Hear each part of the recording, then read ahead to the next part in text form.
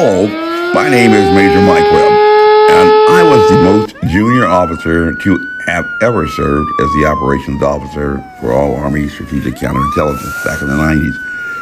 But I was trained in the field of tactical intelligence, where analysts in a tactical operations center, or TOC, attempt to paint a picture on a large map of the areas of engagement where forces are deployed for conduct of military operations. But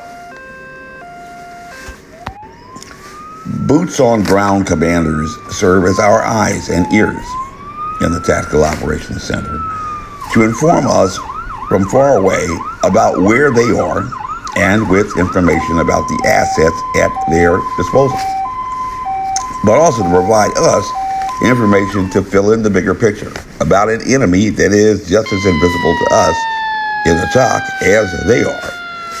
But the quality of the information that boots-on-ground commanders can provide to the trained analysts serves to enhance the analysis product and improve the information that can be provided back to that commander to better enable him to complete his mission and save lives. In recent weeks, there have been a series of mass gun violence incidents, and there has been a great call for more gun control, particularly with regard to assault weapons, because there is a public perception that assault weapons are more dangerous than other weapons. That perception is derived from information pertaining to the unique capabilities of those weapons. But in infectious disease control, the weapon is the pathogen, either bacteria or virus. And the critical information for the medic may be how many people have been infected, but for the infectious disease control expert, the critical information that he immediately needs to know is not who has been infected, but the capability of the invisible enemy to produce mass casualties like an assault weapon.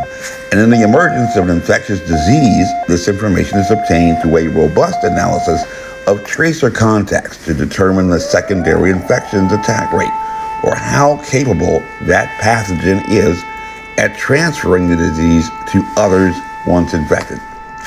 On January 31st, 2019, the World Health Organization, an international health organization specializing in infectious disease control, prudently issued a warning order to other nations in a declaration of a public health emergency of international concern, or PHEIC.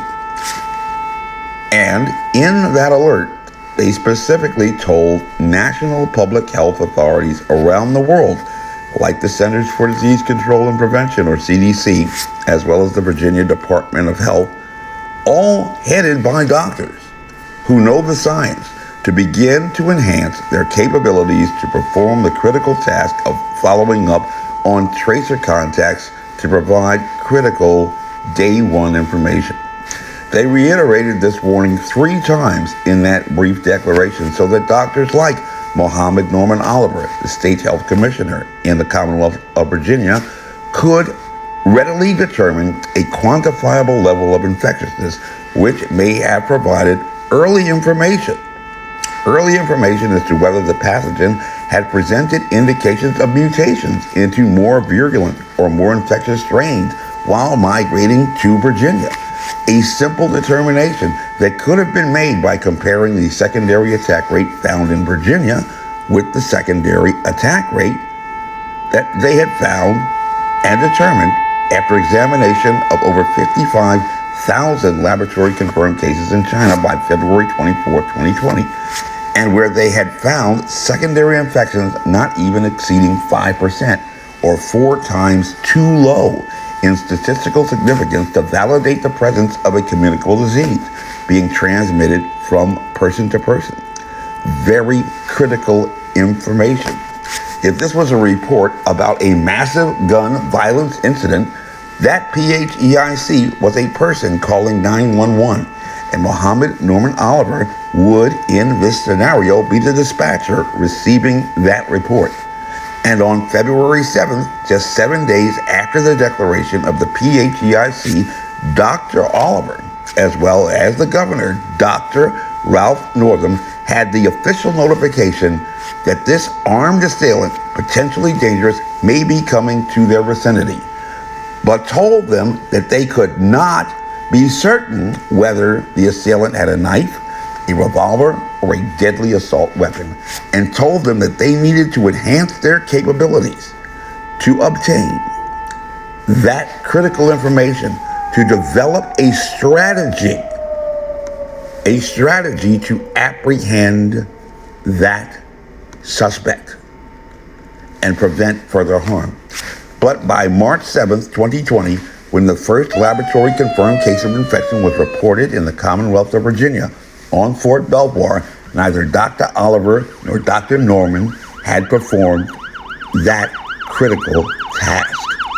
Public health workers on the front lines were sent into battle without critical information to address that situation, impeding their mission, but also placing their lives at risk.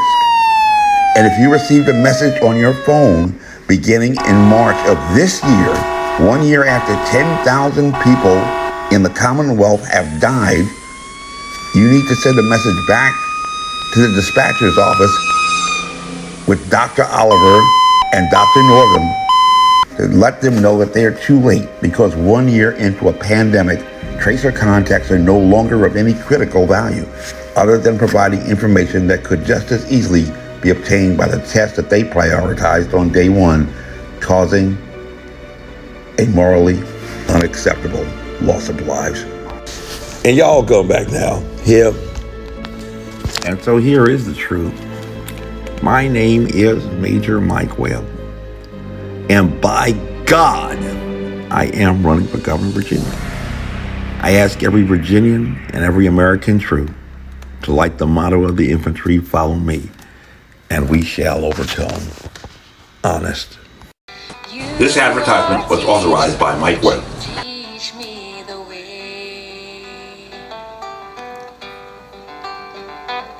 Reach out and lead me, guide me and keep me in the shelter of your care each day. 'Cause I am a seeker and you are a keeper. You are a leader, won't you show me the way? You are a leader, won't you show me the way? And y'all come back now. Here.